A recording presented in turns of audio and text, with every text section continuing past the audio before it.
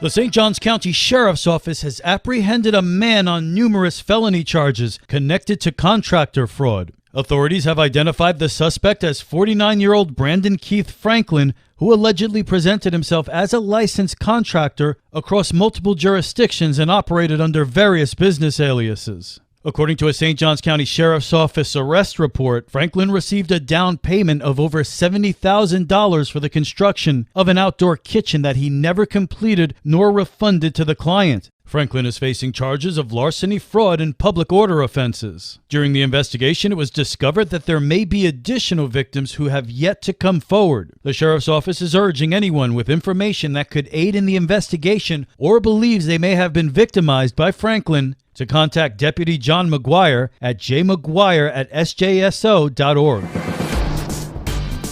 This local news is a service of your hometown Toyota dealer, Beaver Toyota, US 1 St. Augustine, here to wow you.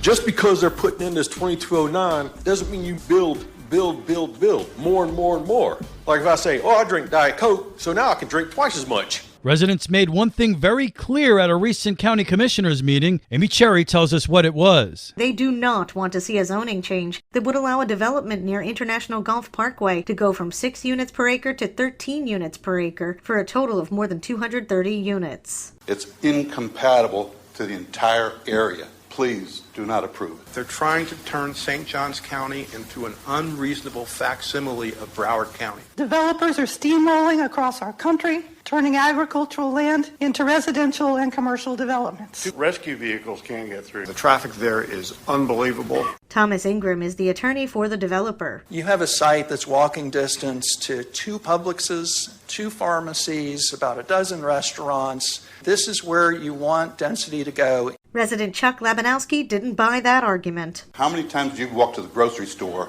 to buy groceries? Commissioner Krista Keating says schools are already overcrowded. When I told you about the overcrowding at Tocoi and that we already have 16 portable units coming in and more because of the overcrowding, what did you tell me about the portables? Portables have been part of the public school system way of addressing capacities for at least 40 years. The board denied the request in a unanimous vote. With St. Augustine's local morning news, I'm Amy Cherry.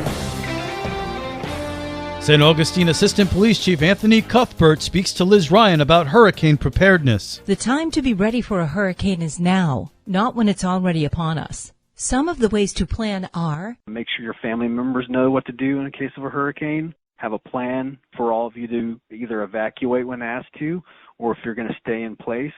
If there's no evacuation, be sure to stock up on 5 to 7 days of supplies and food.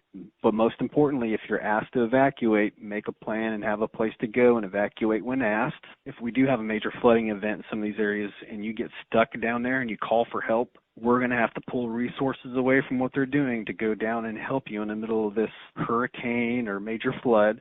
And you can always follow the City of St. Augustine government, the St. Augustine Police Department, the St. Augustine Fire Department, the St. Johns County EOC on social media. There are free hurricane preparedness guides that you can pick up here at the police department or at any of the city offices downtown. And the assistant chief has a warning about what not to do during a hurricane. Don't be that guy. I like to call these types of people disaster tourists. These are the people that either during the storm or right after the storm, when we still have high flooding, come downtown in their cars or their trucks and they go tearing through this high water. And I can't emphasize enough that has to stop, because what happens is when they're doing that, they're creating wakes and they're displacing this water, which ends up seeping in and getting deeper into the businesses and homes. Not to mention the damage the water can do to your car. For St. Augustine's Local Morning News, I'm Liz Ryan. And now you're up to date with St. Augustine's local morning news. I'm Rich Carroll.